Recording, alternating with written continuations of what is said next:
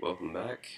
Hopefully you've been taking a little bit of a break and are ready to learn about long ultrasound image interpretation. So without further ado, let's get started. This is probably the most widely cited of the long ultrasound interpretation protocols. It's named the Blue Protocol and was created by Lichtenstein and Mézières in the journal Chest in 2008. It allowed them to arrive at a diagnosis in patients presenting with acute respiratory failure in an ICU setting with a 90.5% accuracy. At first glance, it can seem complicated, but we can break it down into a few basic patterns to recognize in different steps. The first step is to assess whether there is presence of lung sliding. Once its presence has been established, we need to be able to assess for the presence of A lines, B lines, consolidation, or lung point, or the point where non-sliding lung begins to slide. Let's go over these findings individually, as well as the other lung ultrasound finding of pleural effusion. This is the basic lung ultrasound view.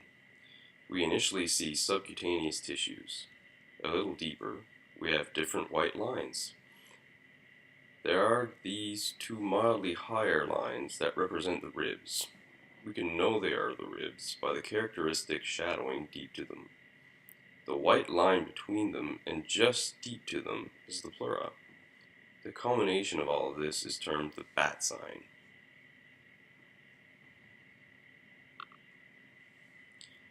If there is air below the pleura, either from healthy lung or pneumothorax, we will be able to see reverberation artifact as repetitions of the pleural line at multiples of the distance between the transducer and the pleura. This is the A-line pattern and indicates that there is air just below the pleura, either in the lung, in emphysema blebs, or between the visceral and parietal pleura, so pneumothorax. It's important to see both ribs and the bat sign to not mistake another artifact as A-lines. As you can see here, it would be easy to say that this clip represents A-lines. However, by sliding the probe over a little, we can find the true pleura and see that what we were seeing was in fact reverberation artifact from the rib itself. Remember, any strong reflector can create reverberation artifact and produce an artifact that looks like A-lines. This is why it's important to see the bat sign, because the pleura will be the first bright white line deep to the bright white lines caused by the ribs. Once you've found the pleural line, the next question is whether or not the parietal and visceral pleura are in contact to ensure there is no pneumothorax. When the parietal and visceral pleura are touching, the rubbing that happens between them during ventilation produces a kind of shimmering that's been likened to ants crawling, and is termed pleural sliding.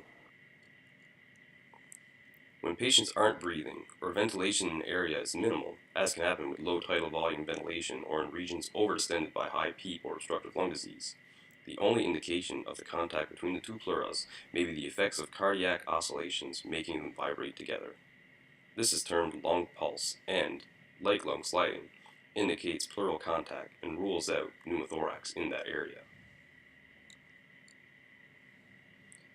On occasion, the pleural sliding or pulse can be difficult to see. Decreasing the gain, even down as far as it will go, will often enhance the contrast so that the pleura and its movement can be seen more clearly. Other useful tricks are adjusting the depth so the pleura is in the middle of the screen, switching to a linear probe to enhance resolution, and using M mode, as we will discuss shortly. Another useful trick for optimizing the image and the appearance of artifacts is ensuring the probe is perpendicular with the pleura. This is achieved by slowly tilting the probe until artifacts are optimized, as is happening here with progressively clearer and more numerous A-lines appearing as we get more perpendicular with the pleura. On occasion, you will notice that on some of the following clips we do not see the bat sign. This is generally because we have found the bat sign, have confirmed which line is the pleural line, but once this is done, it may be necessary to not have both ribs in view in order to have the best view possible of the structures you're trying to look at on your image. However, you should still always start by finding your boundaries, and this will mean finding the bat sign to make sure the line you're looking at is the pleural line. Here's an image of loss of lung sliding. we can still see that there is some motion happening, but this is not the shimmering we saw previously, and is simply due to motion of the chest wall. Loss of lung sliding and pulse alone do not indicate that there is definitely a pneumothorax present. Rather, presence of lung sliding or pulse exclude pneumothorax at that point. Here, we can clearly see there is lung sliding on the right of the screen, while there isn't any on the left.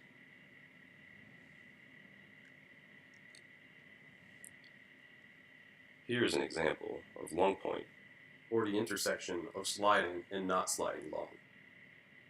This is diagnostic of a pneumothorax. This is the point where the pleura go from being in contact to not being in contact. As we can see here on this chest CT, the location of this point changes somewhat with inspiration and expiration, which is why we see intermittent sliding and loss of sliding at the same location on the pleura. It is also possible to demonstrate lung sliding, the absence of lung sliding, and the lung point on M mode. Since the subcutaneous tissues aren't moving, they appear as straight lines above the pleura. If the pleura is also not moving, we will also see that the artifacts below it are not moving as we see here. This has been termed the barcode sign, given the presence of all straight lines on the screen. If the pleura are rubbing, the pleural line and the artifacts below it have a grainy appearance given the movement or friction. This has been likened to sand, and so this is called the seashore sign, where above the pleura are the linear waves from the static subcutaneous tissues that look like still waters, and at the level of the pleura and below are the grainy, sandy shores. If we see both of these signs at a given point, then we have the transition from sliding to not sliding, and vice versa. That happens with breathing, and so we have a lung point, which is diagnostic of a pneumothorax. The reason a lung point is necessary to diagnose a pneumothorax is because other phenomena can stop the pleura from rubbing against each other, such as emphysema blebs, therapeutic pleurodesis, pleurodesis from pneumonia, etc.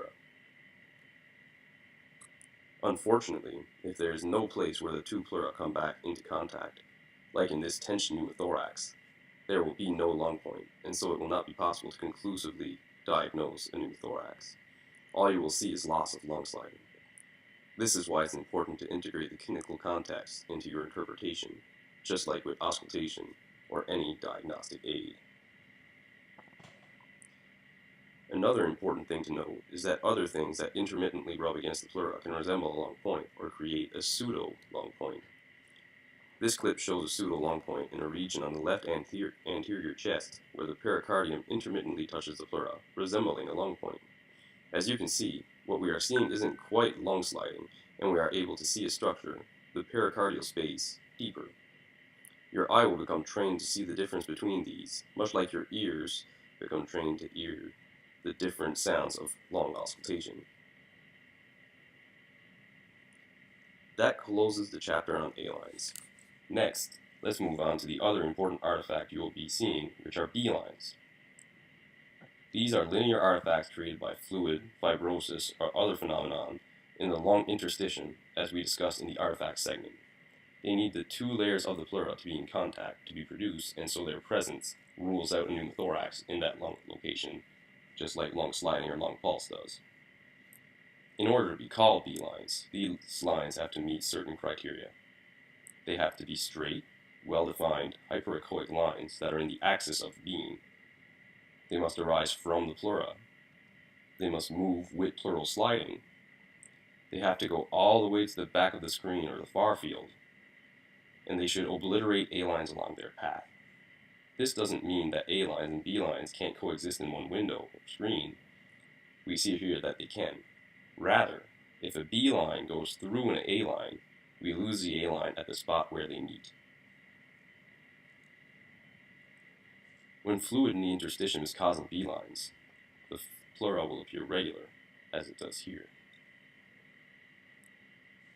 Here are the same B-lines with a regular pleura, but seen this time with a linear probe for better resolution. When you see this, It is generally caused by fluid, and so non-inflammatory conditions such as cardiogenic pulmonary edema should be high on your differential diagnosis.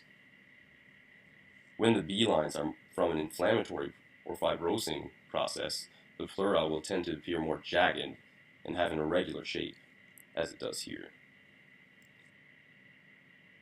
Again, here are B lines with an irregular, jagged pleura in a patient with ARDS, this time imaged with a linear probe. If the pleura looks like this, inflammatory conditions such as ARDS, pneumonia, or inflammatory interstitial lung disease should be higher on your differential diagnosis. Here they are, side by side, with the regular, thin, non-inflammatory pleura on the left, and the irregular, jagged, inflammatory pleura appearing on the right. A few B lines, 2 or less, especially in dependent regions, can be normal, much like faint and inspiratory crackles in dependent regions. However, if you see them in multiple ultrasound windows, in the non-dependent lung regions, if they are very thick, if they are numerous, so 3 or more signaling a B-line dominant lung profile, and if they arise in someone you suspect of having respiratory pathology, they are more likely to reflect significant lung disease. When B lines become very numerous, they can become confluent, as they are here, and look almost as if a flashlight was shining from the pleura to the far field. We know these are confluent B lines and not normal lung, given the absence of A lines. Our next lung ultrasound finding is lung consolidation. When this occurs, the lung becomes deflated or filled with fluid and takes on tissue density. It thus looks gray on ultrasound and is sometimes called hepatization to reflect the fact that consolidated lung looks like liver. In the case of Thorans-Lober consolidations, the lack of significant lung aeration also allows ultrasounds to be transmitted deeper, allowing us to see deeper structures. This gives rise to the spine sign, or the visualization of the spine through the lung, which we have here. This helps us know that we are truly seeing consolidated lung and not a mirror image artifact. When the consolidation is not translobar, we will see a fractal border caused by ring-down artifact, which are sometimes mistaken for B lines. This is known as the shred sign and signifies a non-translobar consolidation. Also interesting to note here is the decrease in size of consolidation on inspiration, suggesting some component of atelectasis.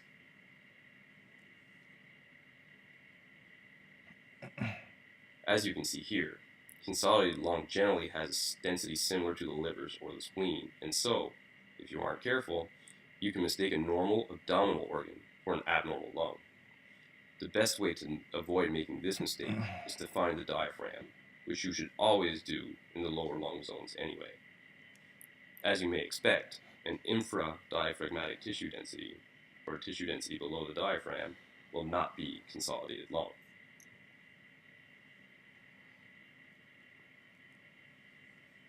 At times, there can also be tissue density above the diaphragm, but not in the lung, as we can see here. From top to bottom, or left to right on the screen, we have lung, a complicated peripneumonic effusion, or empyema, a misshapen diaphragm, and finally the liver. This can make things quite complicated. Again, finding the diaphragm will be a huge help. If the tissue density is above the diaphragm, but you're not sure if it's lung or effusion, here's another trick.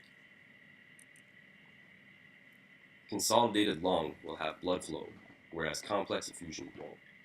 By placing the colored Doppler box over the tissue density, you'll be able to see whether there is blood flow in the consolidation or the tissue density or not. If there is blood flow, you're highly likely to be in the presence of consolidated lung rather than a complex effusion. Another feature of consolidated lung is that there will often be some residual air remaining in the bronchi. This is visible as hyperechoic spots and lines within the consolidated lung. These are called air bronchograms, just like on chest radiograph. There are two types of air bronchograms to know about. The more common are static air bronchograms. These represent air that is trapped within the bronchi, and so when the lung moves, it moves, but it doesn't have the features of flow that we will see with our next type of air bronchogram. Static air bronchograms can be found with any cause of consolidation, but don't really help us know what the etiology is.